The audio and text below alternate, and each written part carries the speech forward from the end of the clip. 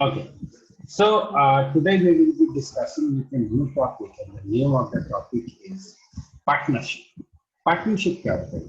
देखो, जब दो लोग मिलके कोई बिजनेस स्टार्ट करते हैं, सपोज मैं और मेरा फ्रेंड है, me and my friend, both of them we started business.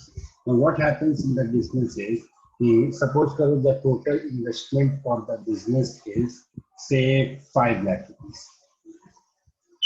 And obviously, neither I have that 5 lakh rupees nor my friend has that 5 lakh rupees. And neither the bank is giving us the 5 lakh rupees. Bank भी नहीं दे रहा है. तो हमने क्या किया भाई, हम what we decided is, I told my friend कि okay, what we will do is we will invest in the ratio 3:2. मतलब I will spend, ये हो गया I और ये हो गया my friend. So I will spend 3 lakhs, you spend 2 lakhs. Okay, and this partnership we will work jointly for 1 year. हम लोग 1 साल तक काम करते हैं. Then we will decide कि जो भी हमारा प्रॉफिट होगा that we will divide. अब जो हमारा प्रॉफिट होगा उस प्रॉफिट को अपन किस रेशियो में डिवाइड करेंगे? हम प्रॉफिट को डिवाइड करेंगे हमारे इन्वेस्टमेंट के रेशियो में. हम we will divide the profit, हमारे पास जितना भी प्रॉफिट है. सपोज करो 1 साल तक हम लोगों ने काम किया and we had a profit of 50,000 rupees. Sorry, हाँ चलो 50 lakhs. अभी 5 लाख हमने लगाया, हमने बहुत मेहनत की and we had a profit of 50 lakh. So now what will happen is, जिस रेशियो में हमने इन्वेस्टमेंट किया था 3:2 में, so we will divide our profit in the ratio of 3:2. So I will get 30 lakhs and my friend will get 20 lakhs. Okay, this is the simple concept of partnership. Partnership में क्या होता है कि जब दो लोग, सर एक्सक्यूज मी. हाँ बोलिए सर, आपका वॉइस थोड़ा वॉल्यूम अप कर सकते हो? थोड़ा मतलब ज्यादा कम ही आ रहा है. नहीं बेटा, my voice is maximum at. Okay sir. So what I was saying is कि जब भी अपन पार्टनरशिप करते हैं, जब 2 लोग 3 लोग या 5 लोग मिलकर कोई बिजनेस चालू करते हैं, नॉर्मली आपके केसेस में सिर्फ 3 लोगों का केस होगा या 2 लोगों का मैक्सिमम केस होगा. तो उस केस में हम क्या करते हैं, जितना भी प्रॉफिट होता है, सो आवर प्रॉफिट और our loss depends upon 2 factors. कौन से फैक्टर पर डिपेंड करता है? पहला फैक्टर पे तो होता है इन्वेस्टमेंट, दोनों ने इन्वेस्टमेंट कितने का किया. और दूसरा फैक्टर होता है टाइम. यहाँ पे जो अपन ने किया था, जो अपन ने पहला केस डिस्कस किया था, वहां पे इसने 3 lakh, I gave 3 lakh rupees for 1 year. My friend gave 2 lakh rupees also for 1 year. तो इस केस में हमारा जो प्रॉफिट का शेयरिंग का रेशियो था, that was 3:1 divided by 2:1, which was nothing but 3:2. Suppose करो कंडीशन ऐसी हो जाती कि I gave money for 1 year, but my friend gave money for 6 months only, or he gave money for half year. तो मेरा पैसा ज्यादा लगा ना. इसको इस तरीके से सोचो. Don't try to cram it. Suppose करो आप कोई बिजनेस कर रहे हो अपने फ्रेंड के साथ, ठीक है.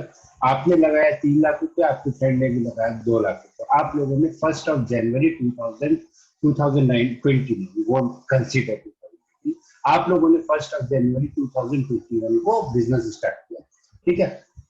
6 महीने के बाद 1 जुलाई को क्या होता है, आपका फ्रेंड आपके पास आता है, he says that I'm in some urgent need of money, please give me my money back. तो आप क्या करते हो, since he is your very good friend, तो आप उसको 2 लाख रुपए वापस कर देते हो. तो अब जो प्रॉफिट होगा 6 महीने के बाद का जो प्रॉफिट होगा, वो तो पूरा का पूरा आपका होगा, बिकॉज 6 महीने के बाद जो रेस्ट ऑफ द 6 मंथ्स के लिए जो पैसा लगा है, वो तो आपका पैसा लगा हुआ है. तो आप क्या करोगे, 6 महीने तक जितना भी प्रॉफिट हुआ था उसको आप 3:2 के रेशियो में डिवाइड कर दोगे. उसके बाद का नेक्स्ट 6 मंथ्स का जो प्रॉफिट होगा, that will be totally yours. So In the case of partnership, my dear friends, what happens is जो भी आपका प्रॉफिट होता है, जो भी आपका लॉस होता है, वो that is divided in the ratio of amount of investment, that is divided in the ratio of product of amount of investment and time for which the investment has been made. अगर इन्होंने पैसे को 6 महीने के लिए ही invest किया है, so my profit will be divided in this case my profit will be divided in the ratio of 3:1. हमारा जो प्रॉफिट होगा वो 3:1 के रेशियो में डिवाइड हो जाएगा, क्योंकि इन्होंने पैसा सिर्फ 6 महीने के लिए इन्वेस्ट किया था और मैंने पैसा 1 साल के लिए इन्वेस्ट किया. That is why my profit will be divided in the ratio of 3:1. अगर मान लो केस उल्टा हो जाता, मैं 6 महीने के बाद अपना पैसा वापस ले लेता, so in that case my profit would be divided in the ratio of 3:4. Closer thing, यहाँ पे 3:1 क्यों हुआ, यहाँ पे 3:4 क्यों हुआ? एनालिटिकली देखो तो यहाँ पे 3:4 इसलिए हुआ बेटा क्योंकि यहाँ पे इन्वेस्टमेंट ज्यादा है. He is investing 3 rupees but he is investing 1 rupees. इस तरीके से आप ऐसे एनालाइज कर सकते हो. और अगर मैथमेटिकली देखना है तो so it will be 3 multiplied by 1/2 divided by 2 multiplied by 1, which is nothing but 3:4. This will be nothing but 3:4. ठीक है. So in this way these type of questions are being done. एक यहाँ पे एक concept आता है sleeping partner और active partner. अब देखो भाई, स्लीपिंग पार्टनर क्या होता है और एक्टिव पार्टनर क्या होता है. सपोज करो I am doing a part time business with my friend. अब मैंने उसको बोला कि भाई देख, I will give you money, मेहनत तेरी, ऐसा होता है ना, मैं तेरे को पैसा दूंगा, मेहनत तेरी, काम तेरा, मार्केटिंग तेरी, everything is yours, I will just only invest your money. ऐसे भी केसेस होते हैं कि I will only invest the money, rest of the things is everything is yours. So in that case I will be called as the sleeping partner and my friend will be called as the active partner. तो उस केस में क्या होता है कि sleeping partner और active partner के केस में जैसा भी वो लोग डिसाइड करते हैं, in that like that we will divide the money. उस तरीके से अपन मनी को डिवाइड करते हैं. जैसा भी जो भी आपका एग्रीमेंट होता है उस केस में अपन मनी डिवाइड कर देते हैं. वहां पे कुछ भी ये नहीं रहता है कि स्लीपिंग पार्टनर को आधा मिलेगा, स्लीपिंग पार्टनर को 1/4 मिलेगा. Whatever that is, that we decide depending upon the condition. इसलिए स्लीपिंग पार्टनर और एक्टिव पार्टनर के बारे में there is no definite formula कि this is how we will be solving. ठीक है सर, इसका कुछ करना नहीं है ना एक्टिव पार्टनर और स्लीपिंग पार्टनर, ये तो सिर्फ ऐसे ही जानने के लिए. बेटा क्वेश्चन भी आएंगे, ऐसे कुछ चिंता कर, क्वेश्चन भी आएंगे इसके मॉड्यूल सॉल्व. नहीं सर, उसमें ऐसा क्वेश्चन नहीं था. स्लीपिंग पार्टनर ऐसा कुछ था, एक्टिव पार्टनर का क्वेश्चन ऐसा क्वेश्चन नहीं था. चलो, this is a question. You have to solve this question and the time allotted for this question is just 1 minute. Objectively, yeah, the correct answer of this question is 906. कैसे किया sir मैंने? How I started shouting even after 30 seconds. बेटा देखो, profit का investment का जो ratio है that is 906 होगा आंसर. 906. प्रॉफिट का जो इन्वेस्टमेंट का जो रेशियो है that is 3600 divided by 4800. So this will be nothing but 3:4. ठीक है. और at the end of year बात कर रहे हैं, मतलब कि दोनों का जो टाइम है वो इक्वल है. So profit sharing will be done in profit of A ratio profit of B. ये हो जाएगा 3:1 divided by 4:1. Now this quantity is equal to, इसका प्रॉफिट तो मेरे को नहीं पता है, profit of B divided by profit of A मुझे नहीं पता है एंड प्रॉफिट ऑफ बी मुझे पता है, which is equal to 1208. अब इसको कैसे सॉल्व करेंगे? How to solve it? देखो भाई, ध्यान से समझने की कोशिश करना मैं क्या बोलने जा रहा हूँ. 4 parts is equal to 1208. भाई 3:4 की वैल्यू कितनी है? 3:4 की वैल्यू है समथिंग डिवाइडेड बाय 1208.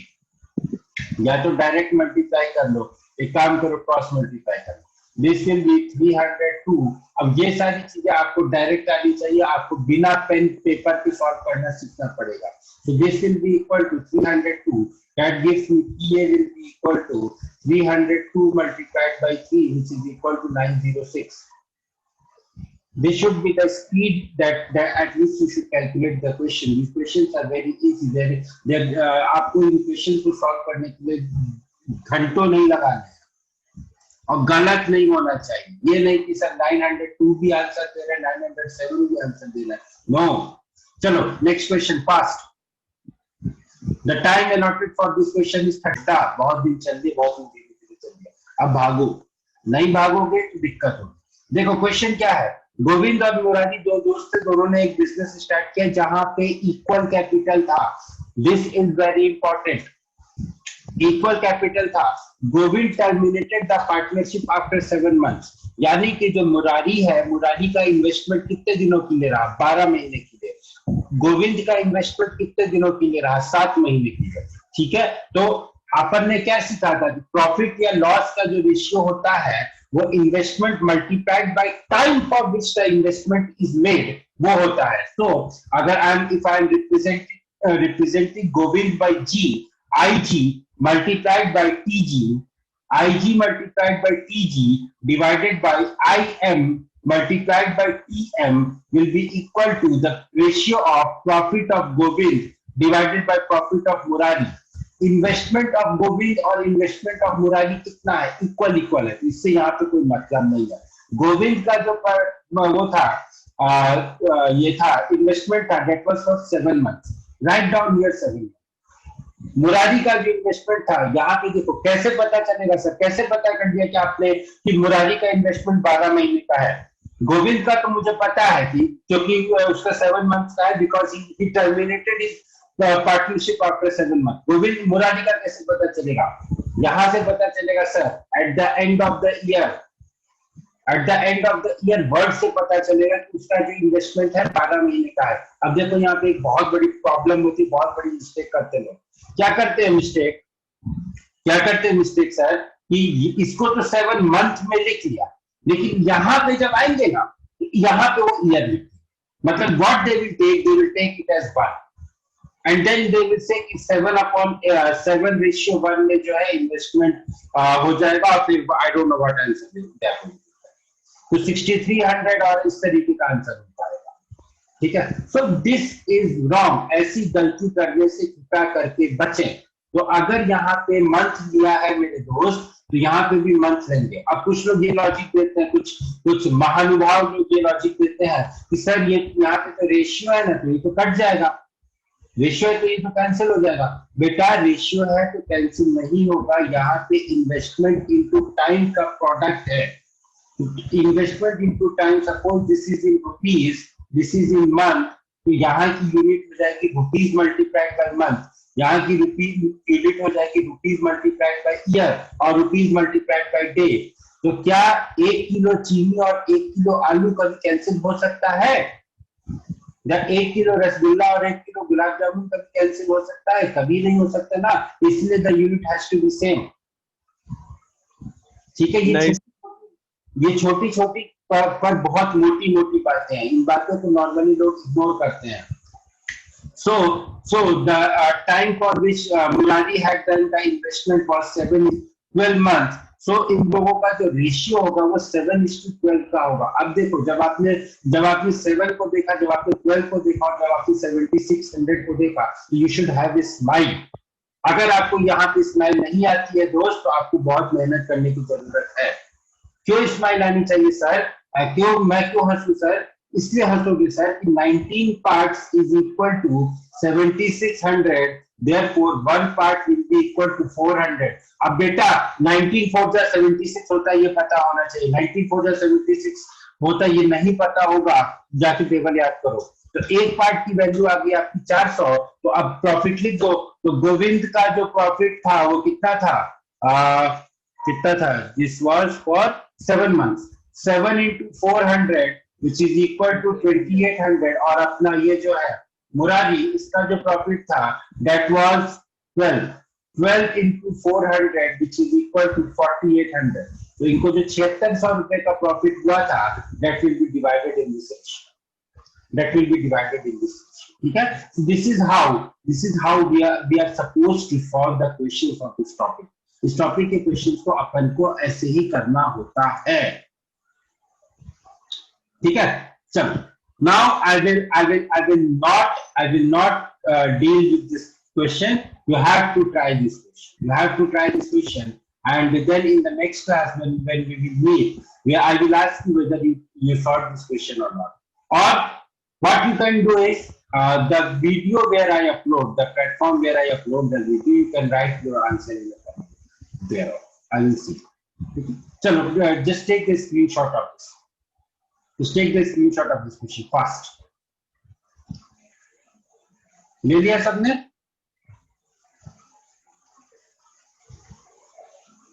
अरे ले लिया होगा इसलिए. हाँ. Next topic. Time and work in time. Time and work. Now this is the most favorite topic. One of the most favorite topics of mine. क्योंकि हालांकि एफिशिएंसी आप लोगों को नहीं पढ़ा है, आप लोगों ने नहीं पढ़ा है. दैट थिंग प्रोडक्ट कंसिस्टेंसी आप लोगों ने नहीं पढ़ा है. बेसिकली मेरे हिसाब से इस टॉपिक को अपन को पढ़ाना चाहिए after we teach direct and inverse variation. But I assume here that you guys have read this direct and inverse variation in class 7. So just assuming Sir, that you guys have what? क्या बोल रहे बेटा? We have not. क्या बोले? Direct and inverse. हाँ, direct and inverse variation. हाँ sir, ये तो पढ़ा था हमने. हाँ, ये मत बोलना कि ये नहीं पढ़ा है. ठीक है, ये मत बोलना कि ये नहीं पढ़ा है. So assuming that you guys have read this chapter direct and inverse variation in previous classes, what I will do here is I will try to explain the concept by using direct and inverse variation also. But समझ में आता है, ठीक है, नहीं समझ में आता है फॉर्मूला लगा के करो. लेकिन इस टॉपिक में इतने फॉर्मूले भूल जाओगे. मैं तो इन सारे के सारे टॉपिक्स के क्वेश्चन को एक ही कर सकता हूँ. क्या कंसेप्ट है, क्या है, अब समझने की कोशिश करते हैं. Time and work. Why this topic is given time and work. इसका नाम टाइम एंड वर्क क्यों? पहले इसको समझने की कोशिश करते हैं. देखो, इस टॉपिक में होता है कि जैसे आप लोग जब छोटे थे तो आप लोगों से एक सवाल पूछा जाता था कि अगर 4 लोग एक काम को 2 दिन में करते हैं, 4 लोग एक काम को 2 दिन में करते हैं, तो एक आदमी उसी काम को कितने दिन में करता है. ठीक है, इस टाइप के क्वेश्चंस हम लोगों ने बचपन में बहुत सुने. मैंने तो बहुत सुना है, टू बी फ्रैंक मैंने बहुत मार दिया है. One of my relative he pass from IIT Roorkee. He passed from Regional Engineering College Roorkee way back in 1975. He passed way back in 1975. So what happened was and obviously he was very curious. तो जब भी हम लोग छुट्टियों में घर जाते थे तो used to ask this type of question. और ऐसा होता है, हम लोग क्या ऐसा होता है पता नहीं, आप लोग क्या भी होपफुली ऐसा होता है नहीं होगा. हम लोग क्या होता है कि जब कोई बड़ा बहुत सारे बच्चों के साथ बैठ के कुछ इस तरीके की पढ़ाई लिखाई की बातें करता है, तो नॉर्मली जो घर के दूसरे बड़े होते हैं, जैसे मैं बैठा हूँ तो मेरे पेरेंट्स या somebody who loves me more than others, ये सारे लोग भी वहां पे बैठ कर सुनते हैं. अब I never performed in such competition. जो छोटे छोटे कॉम्पिटिशन करते थे तो मैं कभी परफॉर्म नहीं करता, मुझे बहुत मार पड़ती थी बाद में. I was a very bad student. In fact, till today I am a very bad student. तो क्या हुआ कि anyways, coming back to the topic.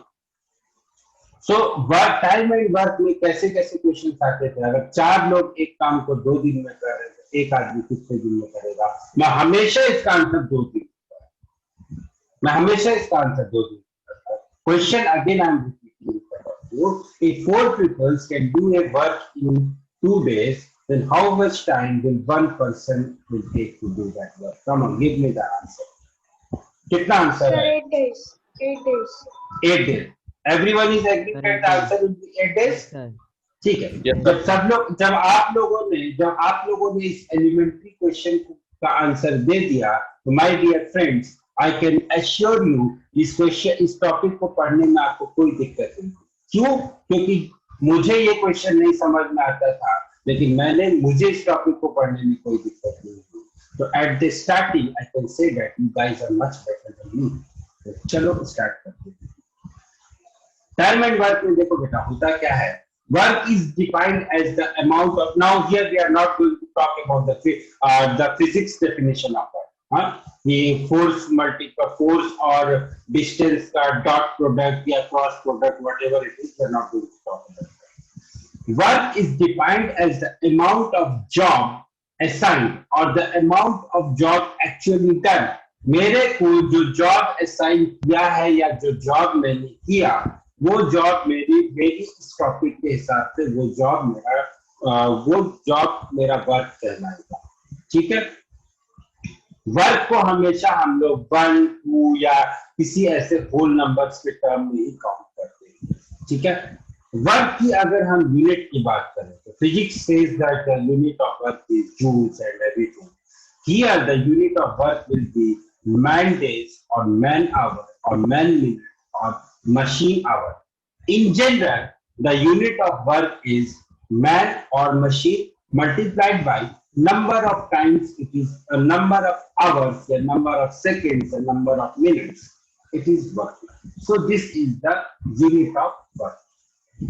अब देखो सीधी सी बात है, अगर A और B दोनों किसी काम को, पहला थ्योरम, the first सूत्र of this question is if A and B can do a piece of work in X and Y days while working alone, then how much time will they, if they are working together, then what will be the total number of time taken, total number of days taken। कहने का मतलब ये है कि A कोई friend है, A कोई इंसान है, वो किसी काम को X डेज में करता है।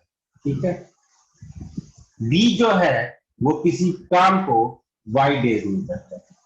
तो ये दोनों लोग मिलके किसी काम को कितने दिन में करें? आइडिया इस क्वेश्चन को कर, इसी चीज के ऊपर there are number of variations. कैसे वेरिएशन होंगे I will tell you, but idea यहाँ पे ये है कि A जो है वो किसी काम, अब देखो इसमें कई लोग बोलेंगे A X दिन में करता है, B Y दिन में करता है, तो दोनों मिलकर X + Y दिन में करते हैं। बोल सकते हो भाई, A जो है वो X दिन में करेगा, B जो है वो Y दिन में करेगा, तो दोनों मिलके इस काम को X + Y दिन में कर देंगे। मैंने तो फर्स्ट टाइम सुना था, मैंने यही आंसर किया था, लेकिन ये गलत है। इसलिए गलत है बेटा क्योंकि जब A काम कर रहा है, A अपने जब X डेज में काम कर रहा था, ऐसा थोड़े ना कि उस टाइम पे B बैठा हुआ था। बात को समझने की कोशिश करो। Even I was also not wrong when I gave the answer as X + Y days। My thinking was that जब A काम कर रहा था, मान लो A को लगता है 2 दिन, B को लगता है 3 दिन, तो जब A आया डे 1 पे, जब A आया काम करने के लिए डे 1 पे A is working, ऐसा थोड़े ना कि उस दिन B काम नहीं कर रहा है, because the question is saying that they both are working together। So 5 can never be the answer of this question, क्योंकि B उस दिन कुछ तो काम करेगा भाई, कुछ तो काम करेगा उस दिन भी, क्योंकि A is working, A को तो हमने बुलाया ही है, साथ में B भी आया है काम करने, तो B उस दिन कुछ तो काम करेगा। So that is why the answer of this question will not be 5। आप लोग भी ऐसी गलती कभी ना कीजिए, वैसे आप लोग नहीं करोगे। Till I am there, I won't allow you guys to make a mistake। Now, how to solve this question? देखो, A जो है वो X डेज में काम करता है, तो एक दिन में A कितना काम करता है? 1/X। एग्रीड? अगर A जो है पूरे काम को X दिन में कर देता है, तो एक दिन में 1/X काम करेगा। B जो है वो पूरे काम को Y डेज में करता है, तो B जो है वो एक दिन में 1/Y काम करेगा। अब now they both are working together, so दोनों मिलके एक दिन में टोटल कितना काम करेंगे? 1/X + 1/Y। which will be nothing but x plus y upon xy. दोनों मिलके एक दिन में x plus y upon xy काम करते। जब एक दिन में इतना काम कर रहे हैं तो टोटल काम कितने दिन में? भाई मैं एक दिन में आधा काम कर रहा हूं तो मैं टोटल काम कितने दिन में करूंगा? 1 divided by 1 divided by 2 which is equal to 2 days. So if they are doing x plus y upon xy work in 1 day, so total time t taken by them will be equal to xy upon x. This is how we have to approach this question. अब यहाँ पे कई सारे variations हो। Variations कैसे होते हैं sir? Variation ऐसे होंगे कि दोनों ने काम चालू किया, ए और बी ने एक साथ, फिर क्या हुआ कि 5 दिन के बाद लड़ाई हो गई। 5 दिन के बाद लड़ाई होगी, बी काम छोड़ के चला गया। बताओ कितने दिन लगेंगे? या एक वेरिएशन ये हो सकता है, एक वेरिएशन ये हो सकता है कि X is doing the work, Y is demolishing it. X जो है, मान लो एक रोड बनाने का काम है जो कि A जो है वो X दिन में करता है और B जो है वो Y दिन में उस रोड को तोड़ देता है। तो X is making the road while while B is breaking the road. उस केस में क्या होगा? यहाँ पे जब ये मेक कर रहा था तो अपन ने प्लस वाला साइन यूज किया था, जब तोड़ेगा तो अपन माइनस वाला साइन यूज कर देंगे, क्योंकि कंस्ट्रक्टिव वर्क को हमने एक्स से डिनोट किया था, डिस्ट्रक्टिव वर्क को अपन माइनस एक्स से डिनोट कर देंगे। So there can be different form of variations and my dear friend, एक बात याद रखना, एज ए टीचर या as a author it is not possible for anyone to give formula for all the variation, क्योंकि वहां examination paper बनाने वाले जो बैठे हुए हैं किसी भी exam they are very smart. It's not possible to write all the variations, it's not possible to formulate all the variations. इन चीजों में, इन टॉपिक्स में फॉर्मूला लगता ही नहीं, कंसेप्ट दिमाग में होना चाहिए। एक दिन का काम निकालो एक का, दूसरे का एक दिन का काम निकालो, अगर एक दोनों साथ में काम कर रहे हैं तो जोड़ दो, जोड़ने के बाद 1 से डिवाइड कर दो, टोटल दिन निकल जाएगा। क्वेश्चन खत्म, पैसा हजम, क्वेश्चन खत्म, मार्क्स मिल गए, मार्क्स लो, आगे बढ़ो।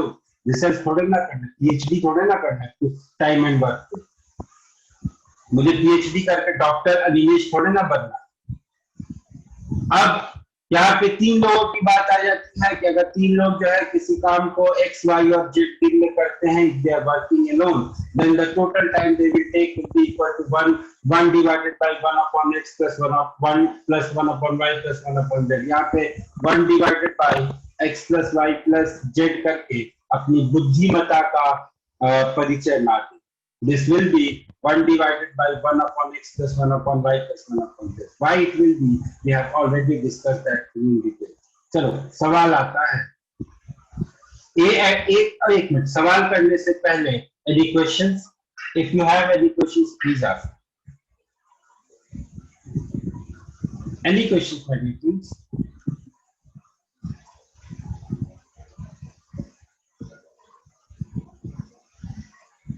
कोई क्वेश्चन नहीं है? समझ में आ गया या कुछ भी समझ में नहीं आया? सर आगे समझ में। चलो ठीक, अच्छी बात, very good. So now we will move to the questions. The first question is this much. This one, the time allotted for this question is just 40. The question is saying A, B और C 3 दोस्त हैं जो कि तीनों के तीनों एक काम को चालू करना चाहते हैं, जो काम जो है वो तीनों 4 दिन में फिनिश कर देते हैं। बहुत अच्छी बात है, very good. A alone can do the work in 9 days, B alone can do the work in 18 days. In how many days is C will do it alone? C will do it alone. So now my question will be, I am writing the things directly. एक दिन का job, एक दिन का work calculate कर लो दोनों का। 1/4 will be nothing but 1/9 plus 1/18, 1/18 plus 1/6. अब बेटा अगर 1/9 plus 1/18 को सॉल्व करने में टाइम लगाओगे ना दोस्त, तो डांट खाओगे। तो अब डांट भी खाओगे और मार तो नहीं खा सकते लेकिन डांट तो खाओगे. So this will be 2 plus 1 plus 1 upon c. This will be equal to 1 upon 6 plus 1 upon c, which is equal to 1 upon 4. Now solving, I will get 1 upon c is equal to 1 upon 4 minus 1 upon 6, which is nothing but दोनों का LCM हो जाएगा 12, which will be 3 minus 2 upon 12. So 1 upon c will be equal to 1 upon 12, or c will be equal to 4 days. C जो है इस काम को 12 दिन में करेगा. That is the simple question. खत्म क्वेश्चन. आगे बढ़ो. Next question. A, B and C can do a piece of work in 6, 12 and 18 days. If B and C work together for 2 days, then A takes C's place. Find how much time will it take to finish the work. The time allotted for this question is, here I will give you some time, 1 minute. तीन दोस्त है A, B and C. They can work. No, they can do a piece of work in 6, 8 and 12 days respectively. अब B and C are working for 2 days. तो B और C 2 दिन काम कर रहे हैं. तो सबसे पहले अपन ये निकाल लेते हैं कि जब B और C ने काम किया तो इन लोगों ने कितना काम किया. जब B और C ने काम किया तो इन लोगों ने कितना काम किया. So this will be 1 upon 8 plus 1 upon 12. B और C का एक दिन का काम हो गया 1 upon 8 plus 1 upon 12. Taking the LCM, it will be 24. 3 plus 2, this is 5 upon 2. 5 upon 24. B और C का एक दिन का काम हुआ 5 upon 24. तो B और C का 2 days का वर्क कितना हो जाएगा. 2 into 5 upon 24, which is equal to 10 upon 24. अब हुआ क्या बेटा, 2 दिन के बाद अब 10 upon 24 काम इन लोगों ने कर लिया है. टोटल काम हम मानते हैं 1 यूनिट. तो बचा कितना. Rest of the work will be equal to.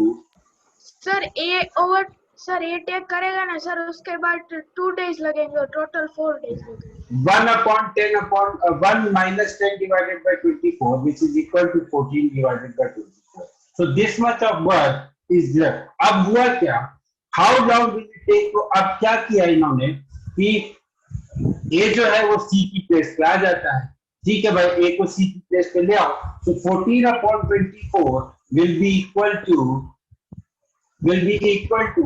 1 upon 6 plus 1 upon 8 multiplied by T. जब आप सॉल्व करोगे तो 14 upon 24 will be equal to 7 upon 24 multiplied by T.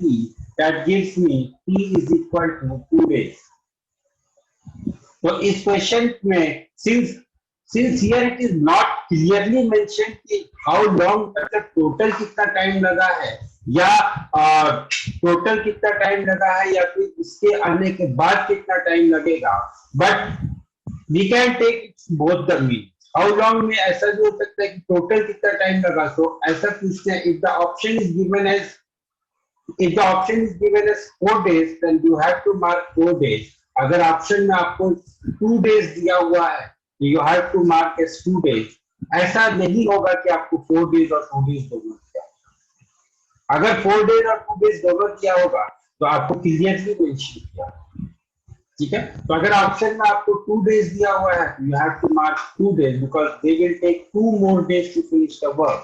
और अगर ऑप्शन में आपको 4 days दिया हुआ है total time taken by them will be equal to 4 days.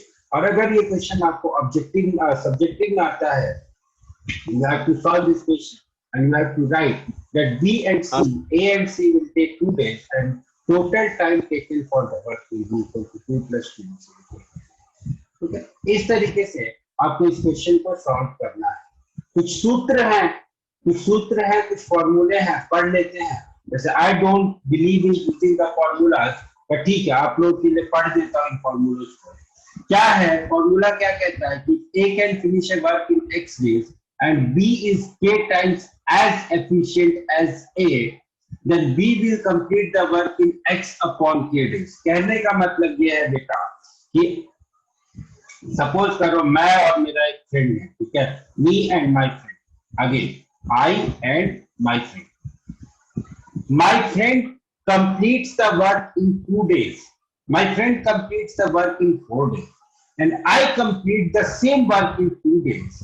So I will say that I am 2 times as efficient as my friend. क्योंकि मेरे को अपने दोस्त से मैं अपने दोस्त से 2 गुना कम टाइम में काम कर रहा हूँ. So I am 2 times more efficient than my friend. In terms of percentage, if I want to say, I'm 100% more efficient than my friend. I'm 100% more efficient than my friend. तो अगर जहाँ पे efficiency की बात आती है, so there you have to use this thing. If A can finish a work in X days and B is K times, यहाँ पे देखो बेटा, word है K times. अगर more होता, अगर मान लो B is twice 2 times more efficient होता, तो वहां पे फिर कंडीशन थोड़ी दूसरी हो जाती है. B is K times as efficient as A, तो उस केस में B का जो टाइम टेकन हो जाएगा वो हो जाएगा X upon K, and the total time that will be taken by them will be equal to X upon K plus 1. Fine.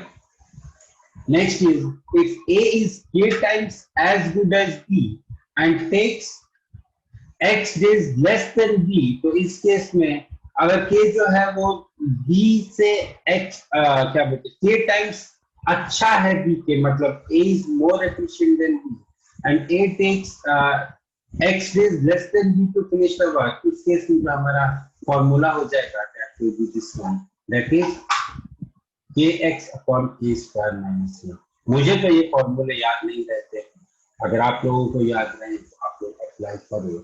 But we will see by doing the questions how to solve the question. I will tell you different ways of solving the question. अगर आपको ये फॉर्मूले याद रहे तो आप इन फॉर्मूले से भी कर सकते हो. अगर फॉर्मूले बाई चांस अगर आपको याद ना रहे तो भी कोई बात नहीं.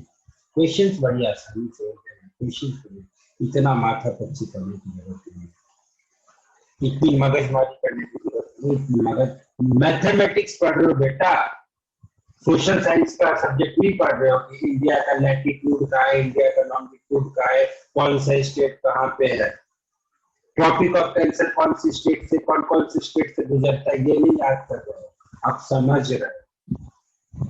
ठीक है, तो यहाँ पे ज्यादा फॉर्मूला को याद करने की जरूरत नहीं. चलो क्वेश्चन सॉल्व करते हैं. Come to the question. The question is A is twice as good as B and takes 60 days less than B for doing a job. Find the time in which they can do it together. The time allotted for this question is 2 minutes. First, question is saying A is thrice as good a workman as B. 12 days. A is thrice as good as a workman as B. इसका मतलब ये हुआ बेटा, जो A की efficiency है वो B की एफिशिएंसी से 3 गुना ज्यादा है. That means time taken by A, TA, will be PB divided by.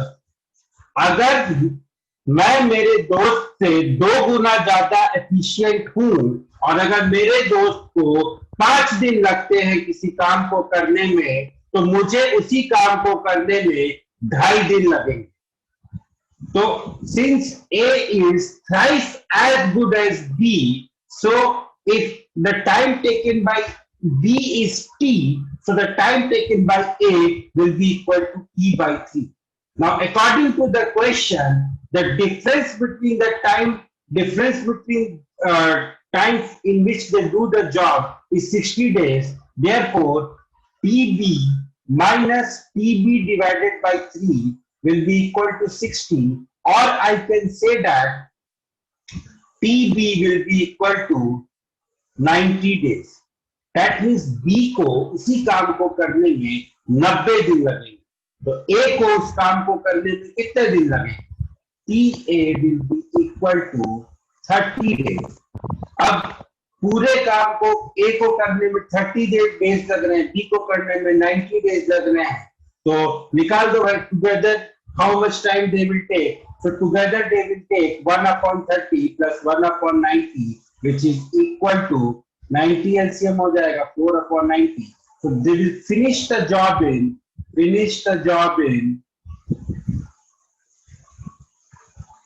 90/4, which is equal to 22.5 days. This is how you are supposed to solve the questions of time and work. मैंने formula नहीं use किया, मुझे फॉर्मूले नहीं आते, सीधी सी बात, I don't know the formula. वो kx/k² -1 करो, के x/k+1 करो, मेरे से बोला भी नहीं जाता, मैं कैसे याद करूंगा. बट हाँ, आप लोग, if you guys are comfortable with the formula, then definitely you can go with the formula. If you guys are not comfortable with the formula, you can solve the question by using the basics. कोई problem नहीं है, क्योंकि answer कभी जिंदगी में गलत नहीं हो सकता. गलत आए तो आके बोलना कि सर आपने बोला था. We can apply that, right? So we'll stop here today, and in the next class we will discuss some more questions of this topic.